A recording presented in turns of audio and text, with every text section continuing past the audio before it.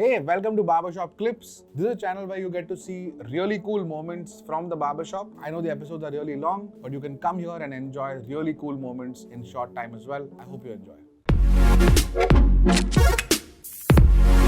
I remember when McDonald's, remember it opened in Jangli Maharaj Road, the first one in Pune in 1997 or 98. Correct.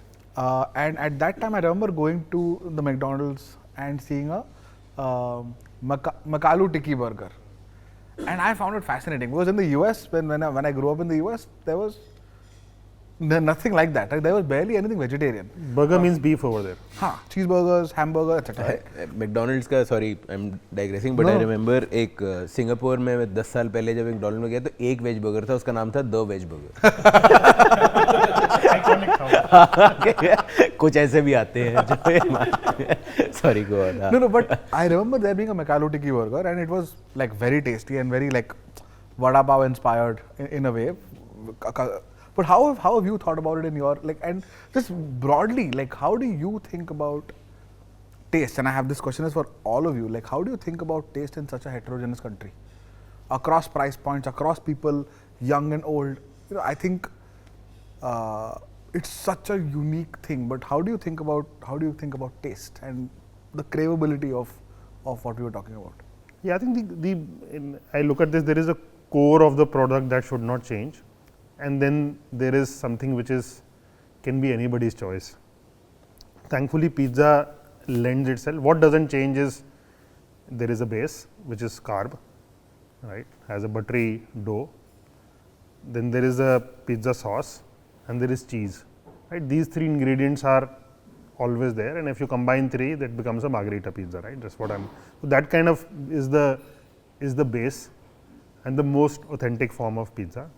Now, on top of it, our largest selling product is Pepi Paneer. It has continued to be there. The highest selling product is Pepi Paneer. Are you serious? It is continues to be there no matter what we do. It is the tur dal of our industry. That's what I say. So that is there. Then we've tried lots of toppings, flavors. They don't stick, right? I mean, it changes, but we also, I think people want variety. So if it is Durga Puja, we recently launched Kashondi, which is mustard in Bengali, right? Chingdi, the prawn, malai, right? So we launched those. It does extremely well during Durga Puja. But then kind of comes down and then back to Pepi Paneer and right. So then in Andhra there is one of my favorite leafy chutneys, Gangura chutney. Correct. Right, it's khatte. So we launched Gangura chicken. I did well for some time, then back to Pepi Paneer. So I think we have to constantly innovate. It is more about creating the excitement. But ultimately linking it back to cheese, linking it back to indulgence, sharing, those are the moments which we take, and as a product, it lends itself. We do new product tasting every week. By ritual, there is we'll go to the kitchen, chefs will put something together, or we will benchmark with the competition and try and come with a better product.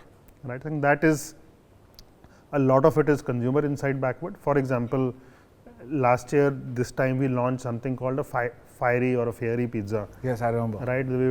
So because customers were telling us your pizzas are becoming little bland, so we want more spice. So it was all like 2 or 3 kind of chilies on pizza. Then we burnt a billboard. We caught a fire extinguisher. It is a little bit hellfire. So we do that. I think those to an extent stick for some time, but I think ultimately Pepi Paneer turns out to be a winner. But what's very interesting, Samir, is that people didn't know pizza before Domino's. So I think you've at least set the base for the heterogeneous taste profile of the country. Now people know that this is the baseline, this is what pizza is. And that's not the case with a lot of other cuisines, but I think you ask the majority of the country and they'll say this is what the real authentic pizza is. By the way, a side note for all of us food business runners, entrepreneurs, the amount of varianting that you have to do in the food business. Like when you make a razor, you don't have to make a Pepi Paneer razor and a chicken chettinad razor, right? And people think of these as SKUs, but if I don't have 15 variants of protein bar and 50 variants of pizza, nothing will sell. Yeah. Right? So, like, it's the width on this business is usually so large. That's the license to play, right? It's the license to play, right? And like, personal care doesn't need to do it. You don't have 20 flavors of under eye cream. Correct. Right? Apparel is the only one which has the same varianting problem, but then they don't have the shelf life problem. They have the inventory problem. But food is exceptionally tough. This is one of the reasons why food is exceptionally But it's tough. also the opportunity, meaning because the food palette is so wide, it's also the opportunity. So I remember my days in Britannia, for instance. You had this whole cook, you had biscuits across the range. You had a salty, biscuit. You had an extremely sweet. You had something with chocolate. You had something with jam. You could do lots of things, and you could actually get like a cookie for every occasion. There. So I think even that opportunity of pizzas, I'm sure that lends which is why it's so fragmented also. That's the reason why food is so fragmented, that every VC in the country is like food aggregated is a larger opportunity than personal care or apparel or anything else, and yet no large outcomes in food, at least in the startup space yet, because the fragmentation is insane. And that's also, I think, the reason why food, unlike personal care, has mostly single category brands, not multi-category brands. Like a Johnson & Johnson or a Nivea will be selling everything from like foot cream to body lotion to face cream to face wash. Correct. But in food, Lay's is chips and Pepsi is, a beverage. Cola, So or Haldiram is bhujia. So Haldiram is actually Haldiram diversified actually kind of gone very well. wide. Like, and I think that route went through QSR. For them, the diversification route, like to be a master brand, they had to go the like outlet route. But the outlet is, I think you people notice it more here. I think Haldiram, for the large part, is still something you buy at retail. FMCG. It's still, I like the word you used, varianting, as in if somebody's got more, the most amount of varianting, it's them. So they make everything from coated peanuts to, bhujiyas and Gujarati mixes and something for your fasting, so they're called falahari something. And then when they got everything left over, they've even got something called all-in-one mix. Can't decide. There's all-in-one mix, so and wo bhi bik jata hai. So because now there's credibility, as in I think Haldiram has established a lot of credibility. They were the first to have championed, packaged, bhujia-like snacks for the first time. Something that was a cottage industry, was converted into this mega-sized, food business by them. So a lot of credit. But to your point, they're still in that, in that one segment. So I recognize they have restaurants, but they are very few compared to what people know Haldiram as. Yeah. And they get taste, right? Like they get taste like anyone's business, and like to crack taste again and again and again in multiple products is like, it is actually quite outstanding. Exceptionality. Haldiram is, I recently tried one of their new products called Gupshup Peanuts.